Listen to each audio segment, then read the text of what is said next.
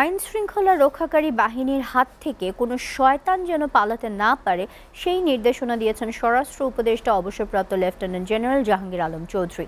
তিনি বলেন, ফ্যাসিবাদ ও তাদের দোসর, দুষ্কৃতিকারী, নৈরাজ্য সৃষ্টিকারী ও সন্ত্রাসীদের আইনের আওতায় এনে দৃষ্টান্তমূলক শাস্তি নিশ্চিত করা হবে। আর আইন উপদেষ্টা আসিফ নজরুল বলেন, হুটহাট করে কাউকে জামিন দেয়া যাবে না। পুলিশ ও বিচার বিভাগ থেকে শুরু করে সব দফতর সঠিকভাবে কাজ করলে মবতন্ত্র কমে যাবে। সকালে রাজধানীর রাজারবাগে এসব কথা বলেন তাঁরা। তামান্না তাহসিন খানের প্রতিবেদন।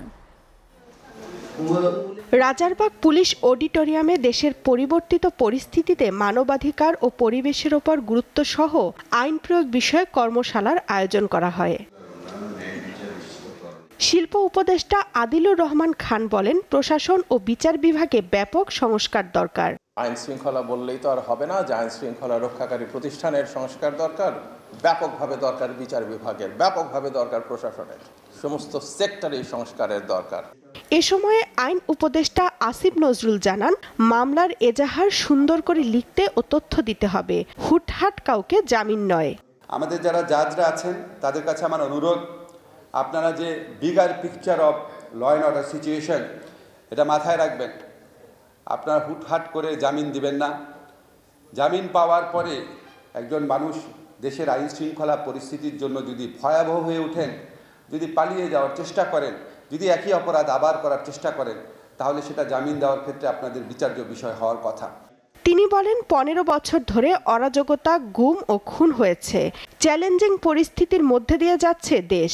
প্রতিটা হত্যার বিচার হবে, প্রতিটা গুমের বিচার হবে, 15 বছরের অরাজকতার বিচার হবে।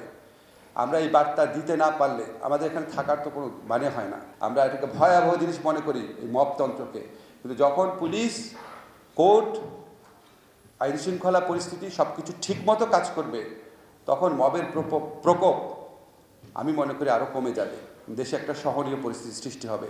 স্বরাষ্ট্র উপদেষ্টা অবসরপ্রাপ্ত লেফটেন্যান্ট জেনারেল জাহাঙ্গীর আলম চৌধুরী বলেন, শান্তি শৃঙ্খলা রক্ষায় বাহিনী ও বিচার বিভাগের সমন্বয়ে সন্ত্রাসীদের বিরুদ্ধে ব্যবস্থা নিতে হবে, যেন জামিন পেয়ে আবার অপরাধে না জড়ায় তারা।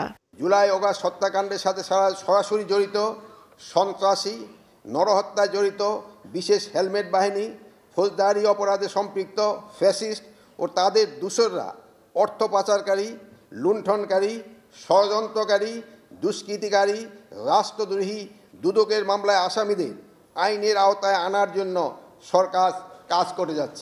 বর্তমানে তারা নৈরাজ্য সৃষ্টি করে অবস্থান জানান দিচ্ছে জানিয়ে Jahangir Alam Chowdhury operation devil hunt সফল করার জন্য আইন শৃঙ্খলা বাহিনী সহ সবাইকে তৎপর হবার আহ্বান জানান। অপারেশন ডেভিল হান্টকে আমি বলবো, no devil should be escape from law enforcing agencies. Tamanna Tahsin Khan, STV, Dhaka.